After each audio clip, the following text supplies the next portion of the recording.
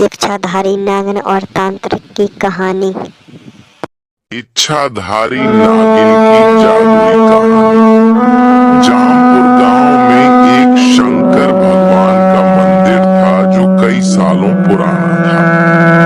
जब कभी भी गांव पर कोई परेशानी आती, उस मंदिर से एक रोशनी चारों तरफ फैल जाती और रोशनी इतनी तेज होती कि कोई भी उस रोशनी के सामने टिक नहीं पाता था।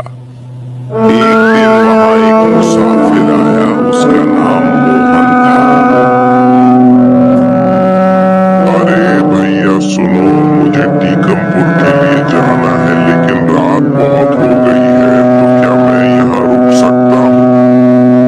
भैया आप जाकर एक बार सरपंच साहब से मिल लीजिए, वही आपको यहाँ रुकने की आज्ञा दे सकते हैं।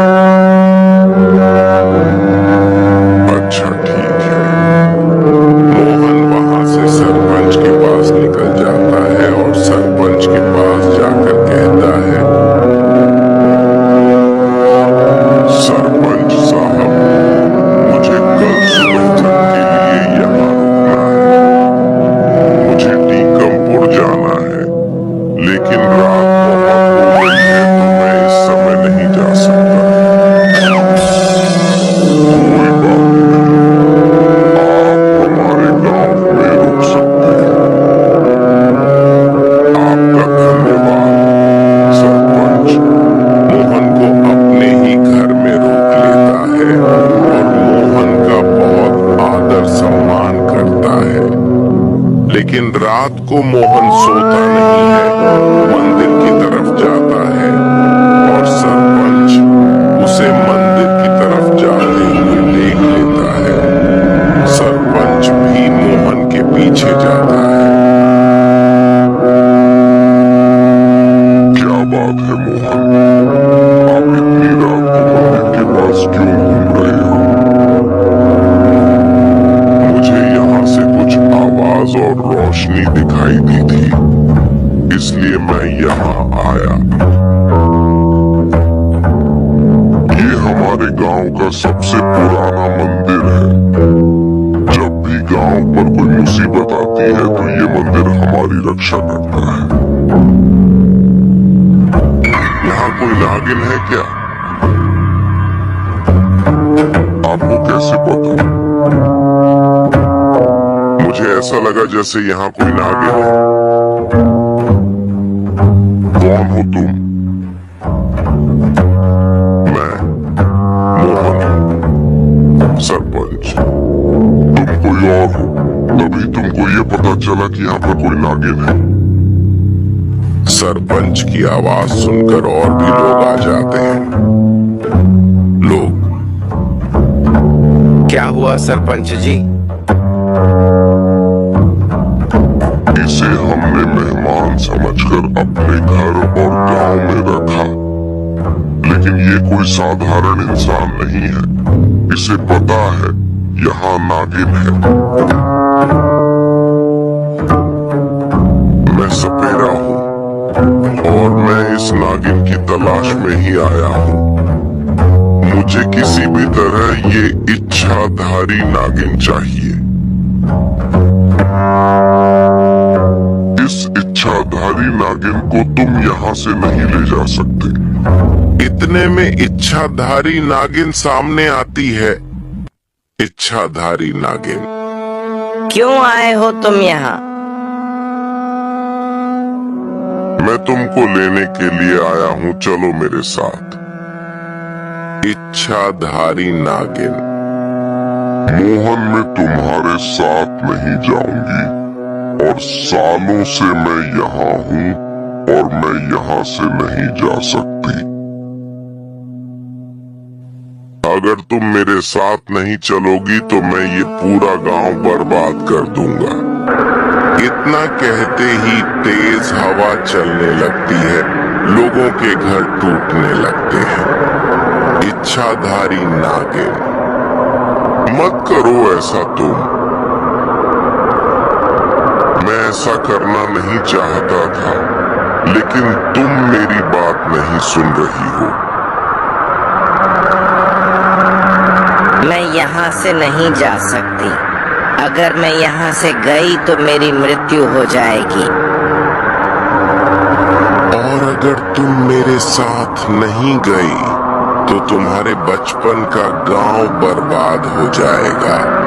उस पर संकट है, इच्छाधारी नागिन। क्या संकट? वहाँ एक अघोरी ने अपना डेरा डाल दिया है और वह लोगों को बहुत परेशान करता है। अगर तुम नहीं आई तो वो सबको मार डालेगा। सिर्फ तुम ही उससे लड़ डाल सकती हो। वो शक्ति मेरे पास भी नहीं है जो तुम्हारे पास है। इच्छाधारी नागिन, तुम यहाँ से ही कुछ ऐसा करो कि उस अघोरी को सबक मिले।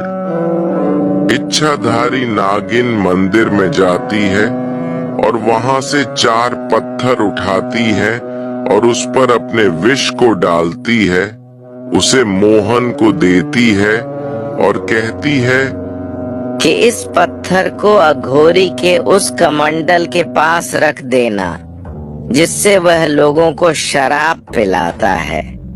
अगर अघोरी के इरादे गलत होंगे तो उसकी श्री शक्तियाँ चली जाएंगी। मोहन वो पत्थर लेकर चला जाता है और जैसा इच्छाधारी नागिन ने बोला होता है वैसा ही करता है। अघोरी, तुम लोगों को शराब पिलाना बंद करो, इससे गांव के लोगों की मौत हो रही है। तुम कौन होते हो मेरे बीच में बोलने वाले? मैं ऐसा ही करता रहूंगा। ऐसा बोलते ही अघोरी, ये मुझे क्या हो रहा है? कोई मुझे बचाओ, मेरी शक्तियां खत्म हो रही हैं, मैं कुछ भी नहीं कर पा रहा हूँ। और अघोरी को लकवा हो जाता है और उसका शरीर नीला पड़ने लगता है। अघोरी, बचाओ बचाओ। अघोरी, अब तुम साधारण इंसान हो और अब तुम हमारा कुछ नहीं बिगाड़ सकते। तुम्हारी एक गलती ने तुम्हारी सारी शक्तियां खत्म कर दी। इतने में नागिन की छाया सबको दिखाई देती है। इच्छाधारी नागिन, ये तुम्हारे कर्मों का फल है। मोहन ने तुमको पहले ही समझाया था। मैंने अपने पैर पर खुद ही कुल्हाड़ी मार दी। नागिन, मुझे माफ कर दो, मुझे बचा लो और मेरी शक्तियां मुझे वापस कर दो। मैं तुम्हारी जान बचा सकती, लेकिन तुम्हारी शक्तियां तुमको वापस नहीं दे सकती। जो होना था हो गया। अब तुम फिर से तपस्या करो और फिर तुम्हें तुम्हारी शक्ति वापस मिलेगी। अघोरी को ऐसा सुनकर अपनी गलती का एहसास होता है। वो सबसे माफी मांगता है और इच्छाधारी नागिन से भी माफी मांगता है। ऐसे इच्छाधारी नागिन 2 गांव की रक्षा करती है और तपस्या करने लगता है।